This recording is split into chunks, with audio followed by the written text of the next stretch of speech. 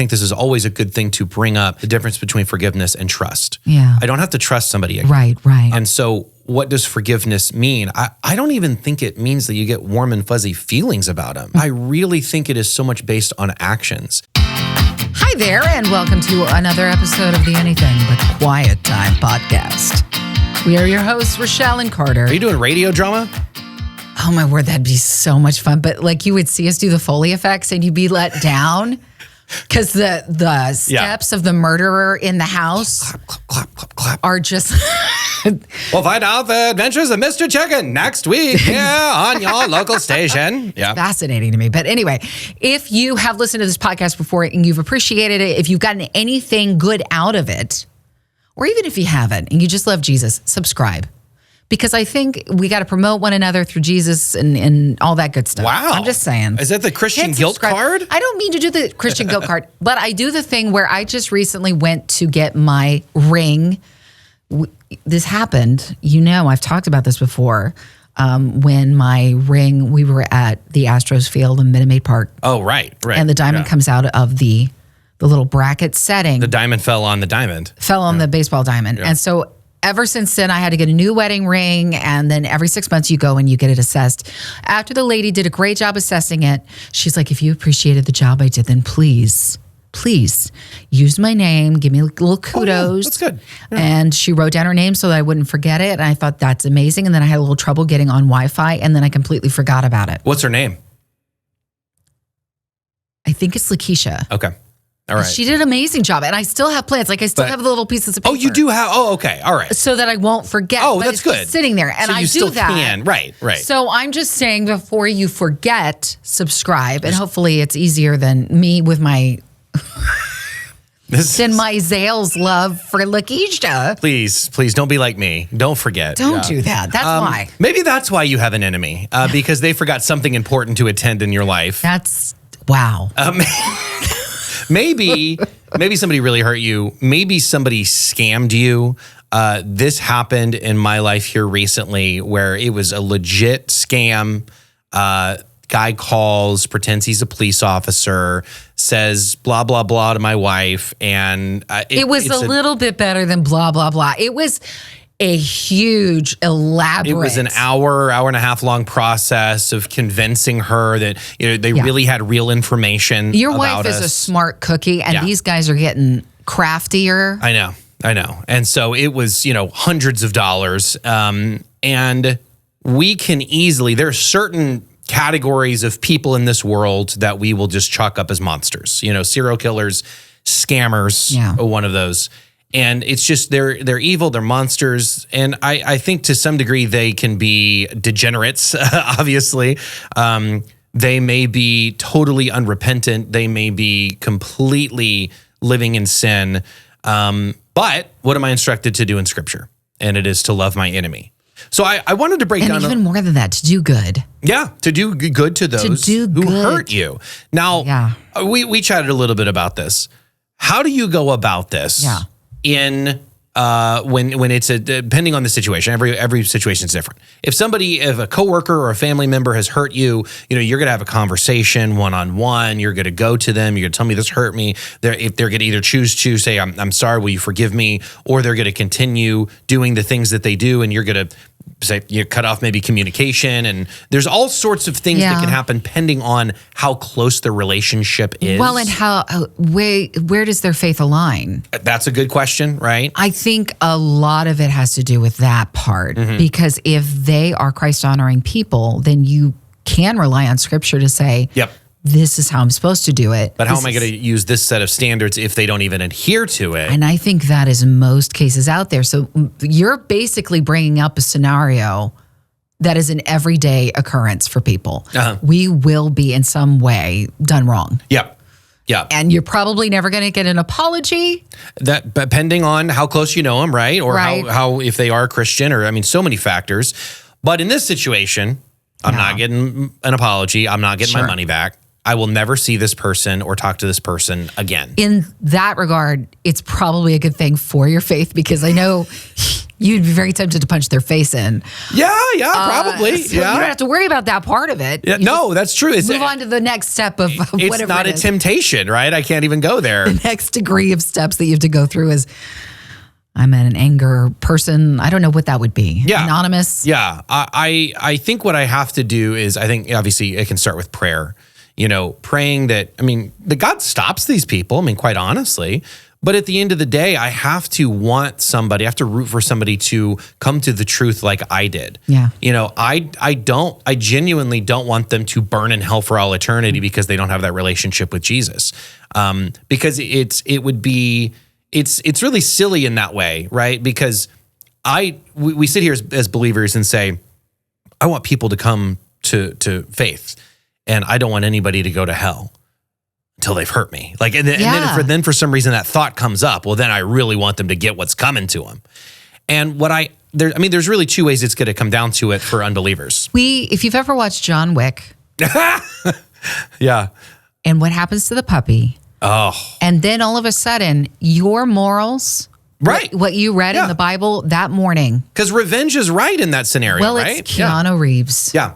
And he is going to take out, I don't know how many and they're all bad guys. We know they're bad. Justified because they're bad guys. But now I'm saying this tongue in cheek. Okay. Obviously, vengeance is God's. Now there is a form of justice. Obviously, if a police officer, or you talk about a military overseas, or even there's justice that can take place. But me punching somebody in the face is not the proper, place for judgment. Right. What I have to remember, even though I watched Beekeeper, which is Jason Statham, where he goes after actual scammers, I have to remember that it's going to be dealt with one way or the other.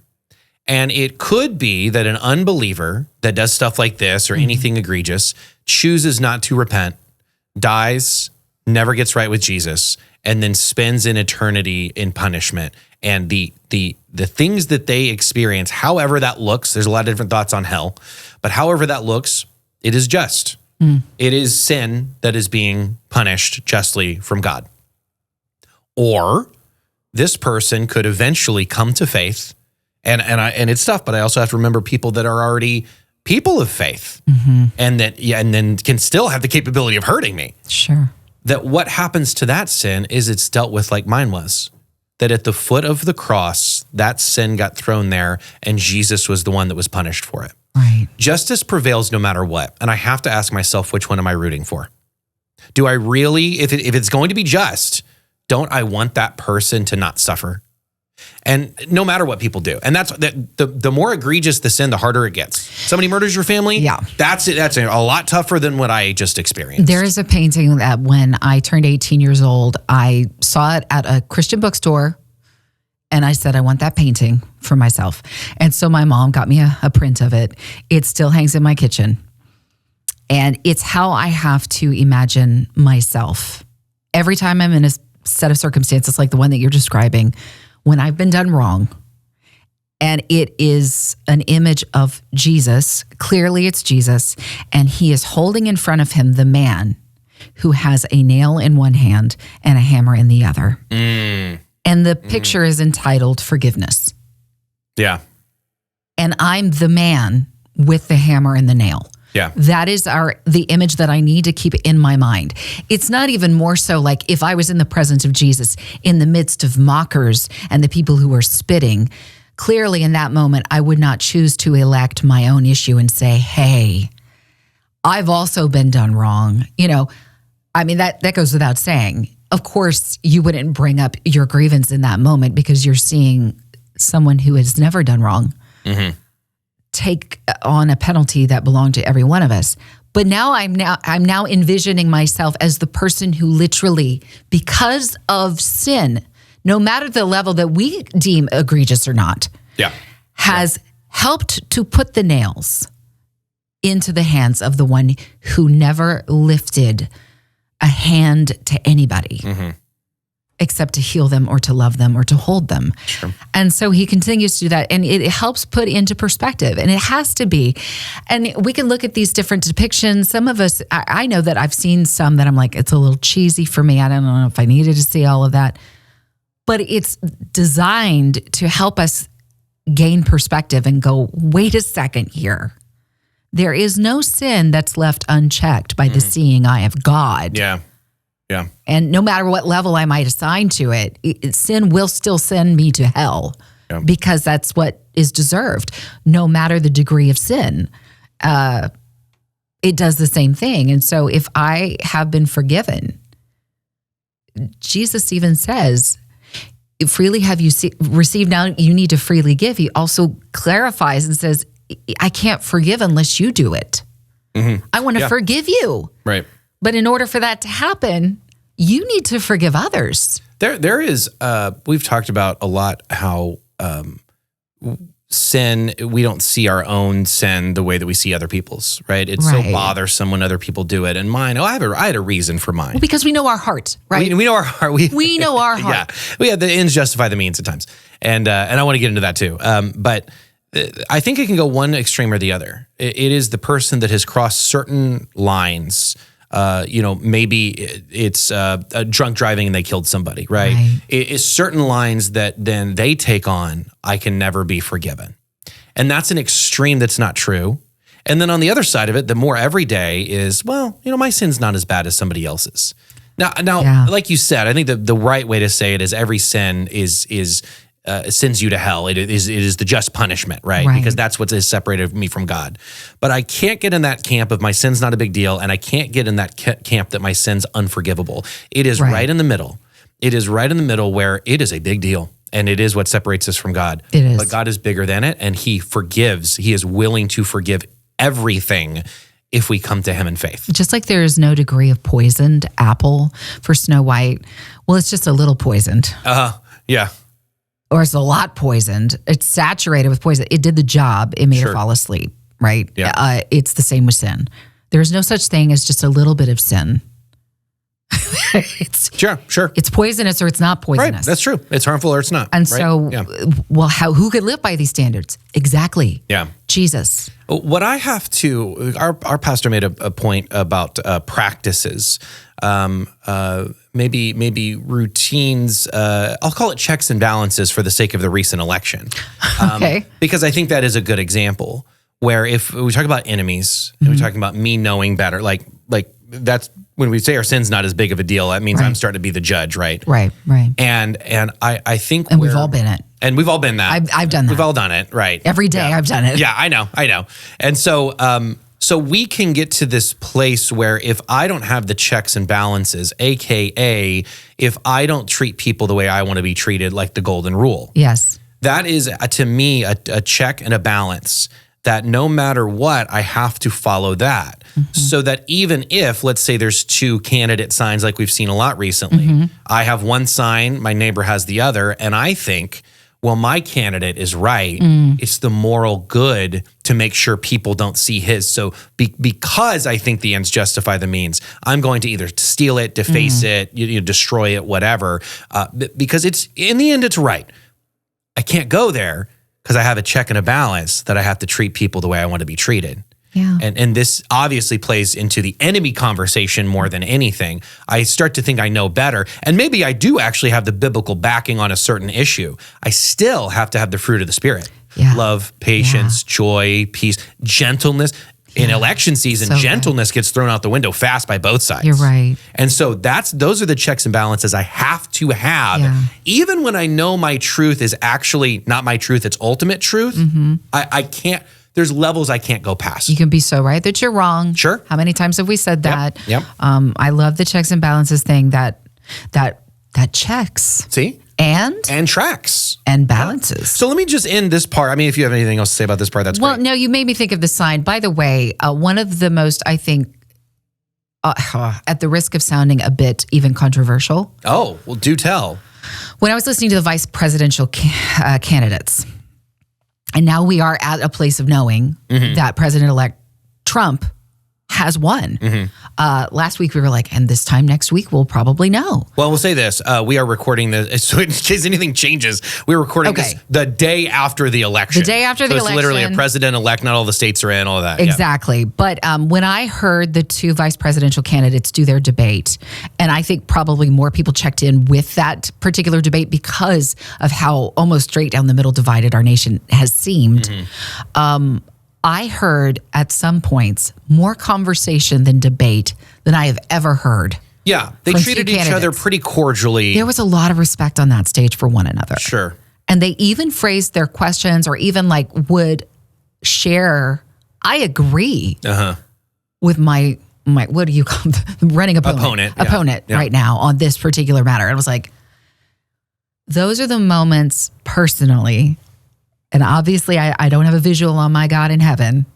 I feel like he is the most proud of his kids. And if we could all just start to make those types of, I can see your point. It opens the door. You could see it visually. You could see their faces, their demeanor, their visage changed before you because there's an agreement on stage now, and we're not necessarily opposing each other. We both want what's best for our nation. We may have differences of how we get there. Sure. And so you can kind of, I don't know. I loved seeing that. And so when I see the sign for maybe a candidate that I did not vote for on my neighbor's lawn, just trying to keep those thoughts in the back of my mind so that when I see that neighbor the next time, just because we differ does not mean they don't want good things for our nation. We differ on how we get there. And that's where we said a couple weeks ago in terms of just difficult people in general. Everybody has a reason for what they do. Yeah. It may not be a good reason. They have a story. But they have a story. They have a reason. There's a reason they are the way that they are. And counseling and therapy sometimes brings that out where you don't even realize that you were doing this because of something from your childhood or something like that. I was listening to a sports show, and they by no means were saying God is the answer. But it was, I think, a good point that we as Christians can take away. It was election day, or maybe 2 days before, but either way, they were talking about, hey, when you go to the polls, just remember, we have things in common where if you are, which I don't think you can wear your candidate stuff to the polls, but so you wouldn't know off the bat, but if you get a feeling somebody else is disagreeing with you, and instead of getting a fight, talk about the game, talk about that fourth quarter, talk about whatever. And then we'll walk out of their friends regardless of how we common ground. And I think that has got to be true with believers as well. I mean, believers with one another, certainly we have a common ground, but also realizing that I was lost once in maybe it's certain issues, certain categories. Maybe it's just simply like, hey, I can tell you're a person that loves your family. I mean, any of these things that we can bring along and then have that gentleness and truth. And in anything they throw at me, that's why I like that you brought up what Jesus did, because in anything that anybody does to me, whether it is unfairly treating me a certain way, stereotyping me because of who I voted for, something like that, or whether it's like really evil stuff, scamming people out of hard-earned money, that line that Jesus says, forgive them for they know not what they do. We got to keep that in mind. We live in a society where we think that people should at least have morals and values and treat people nice. But if they don't have a reason to, there's no ultimate eternal reason, then they should do whatever they want to do. We live in a pointless world. And so I have to remember that if they aren't a believer especially, they know not what they do. Yeah, and it doesn't mean that there shouldn't be authority. No, there's justice that needs to happen. And when you were talking about evil and sin and degrees of sin, I think we can all agree that if you stole a pack of gum or you killed a person, that there would be a degree of difference there in sinning, right? Yeah. Either are unacceptable and both are damnable, right? Yeah. Without the grace of Jesus present and you receiving that as a gift that you can't earn. But there's it's very easy to sit here and talk about even a neighbor that might be egregiously opposed to the candidate that you like, and you might have a sign and they've done ugly things about it. But I mean, there was a story that was shared, and if you've got small kids, I mean, this next part you might even want to skip over. Is just this thing that we found out. We work with different organizations that help kids in need, and one of our friends came to the table, and we did not share this part on the air because it was so horrific. But one of these brothers in the Lord came to a village where guerrilla warfare had been taking place. militia groups just attacking small villages. One of the villages that had been attacked, the children had survived and been taken to a larger setting to help. That people wanted to help these kids, and they'd found themselves without their parents because the village had been destroyed by these militia groups, and they were sitting there and just emotionless, expressionless. And the gentleman who was trying to, connect with the kids, and he's really good. He usually is good at getting the attention of these kids. He's like, "What is going on? Why can't?" Not one of them is smiling. They must have endured so much, and I'm not going to even bring it up. It's so horrific. It's like your worst horror movie level of what has happened to these children, what they were made to do, what they saw. Mm-hmm. Horror. Just how could another group of people do this to people? These are monsters that are doing this to children. And then I have to step back and say, but Lord, they too, those militia who are now men, were once children who were probably forced into the same armed forces that they were, captured and made to do these things, probably experienced very much the same thing and are so desensitized. There's always a story, I guess is the point. There's always a story as to why people, even the grossest of sins, why did this happen? And that somehow our Creator is able to look upon them and say, but I died for them too. Sure. Yeah.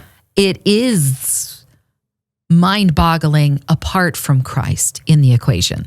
Yeah. But, Philippians 4, or is it 2? It was Philippians 2 we were talking about. Jesus gives us himself as the mindset, right? That you do not, it's not reliant on me changing or figuring this out. Right. This is not pressure put on me. It's just simply me turning to the cross and observing Christ, and that he's made me a new creation, and that I in sin was, lifted out of that decay and given new life because of what he did. Yeah. And this is available to others. And so remembering they have a story, that this will be a process when we extend forgiveness and grace to others, that this won't be an overnight maybe occurrence for us, but at least it starts with this, I guess, being mindful of Christ first. Yeah. And then, otherwise we won't be able to get to that place of, could I even sit next to that person? And that's the thing. See, on all of that, I don't quite see it all the same way. Because I think some of it's, maybe the reason is because it's a bit subjective.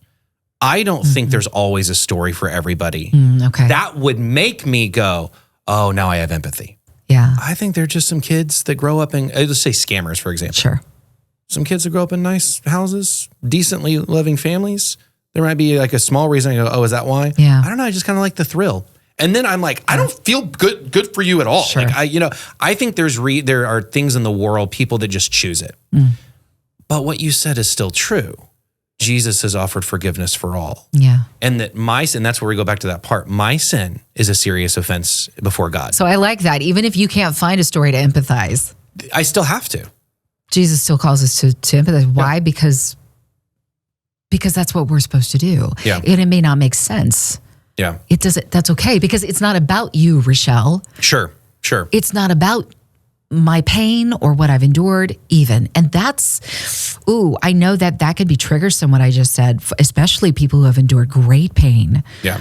But think about Jesus and what he endured. Sure. I think it because it comes down to we have to, and I think this is always a good thing to bring up in this topic, the difference between forgiveness and trust. Yeah. I don't have to trust somebody again. Right. And so what does forgiveness mean? I don't even think it means that you get warm and fuzzy feelings about them. Mm-hmm. Honestly, I really think it is so much based on actions. And so, for example, with my hackers, I'll never probably even encounter them again. But what should I do in theory? I should want a fair trial for them if they got caught. I don't want to lie to make sure they get the book thrown at them. Mm-hmm. I want to say what's true. Yeah. I want to give up on getting even. I think that's a good definition of forgiveness that I've heard. I want to root for them in the right ways. And some of that might be, I want them to get caught. I want them to stop. I want other people to not be harmed. If it's somebody close to us, we may never need to be their friend again. Yeah. If it's a married couple, depending on the level of abuse or really any abuse, you may need to divorce them and leave. You may need to, I heard a pastor once say, yes, what the Bible is saying is to forgive him, but here's the order, depending on the situation.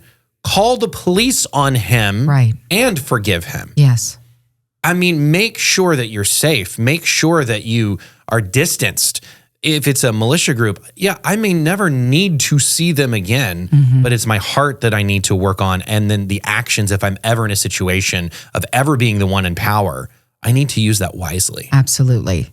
And people need to see us wear that on the outside too. Otherwise, they won't. I think we like to stay comfortable. I mean, who doesn't? I mean, everybody. Comfort food exists because we like to be comfortable. Pajamas exist and sofas and lazy boys. I'm going somewhere with this. But God did not call us to be comfortable, right? He called us to get outside of our comfort zone every once in a while. Sure. And that is so that we can share Jesus with other people. We would probably prefer to stay with if we're in one of those breakout sessions with a group of people and it's the big company meeting or whatnot, you're like, I'm going to hang out with my bestie. Right. I'm not going to go over there because I don't know any of those people over there. That's what's comfortable. Right. And we can give ourselves all sorts of excuses. The same is with Christians. It is so much easier for me to hang out with like-minded people than it is for me to go into places where I know those people are opposed to what it is that I believe. Sure. Yeah. Having said that, there is a reason why for a while there, I don't know if it's still true, but when you would Google why are Christians so, the first word that would pop up on that search engine thing was mean. Why? I want to change that. And I don't want it to be why are Christians so blindly accepting and everything's okay. Sure, right. But I want it to be why are Christians so forgiving? Yeah, that's good. Why are they, and because I want them, anybody who does not believe as I believe, to feel comfortable enough. That person over there, that Rachelle, that Carder, who are listening right now, that person over there seems like actually like a person I could talk to. I'm going through a thing or I feel a certain way. There's so many stories that come every single day. I'll read accounts from people in extreme circumstances because they're dealing with a sexuality issue or whatever it might be. And they feel terrified to approach anybody they know within the church walls because you got to pretend that this isn't really happening in their world. They're not looking at porn. They're not, whatever it might be. And they don't feel like they can go and talk to the people that they should be able to talk to the most. Sure. Because when we've said yes to Jesus, we are essentially saying, I am the most broken. Yeah. And I can't fix myself. So I said yes to him because he can. So everybody should feel super comfortable to be able to come to me and talk to me. Yeah. Because I've I'm the most broken person. It's hard because I think the numbers are skewed in certain ways, like of that Google search, for example, because I think one is there are Christians in the right, I'll even say, not politically, just Christians that are in the right on the situation because they said no to sin. Sure. And then that hurts somebody's feelings, sure. and they don't see it the same way. But I think why I'm saying this is I think I think there's a lot of Christians by name only that aren't believers. No, I go to church. I do this, but they don't really know the essentials. Right. And I worry about them on Judgment Day of, I never knew you. Right. But I think then that engages, and I think why it's relevant, because I could just say that and go, there's not as many Christians as you think, and rant about it. But I think of if you're genuinely a believer in Jesus, I don't want to take their lead just because it aligns with this candidate or that candidate or convenience or whatever, or a Christian bubble or the Bible Belt.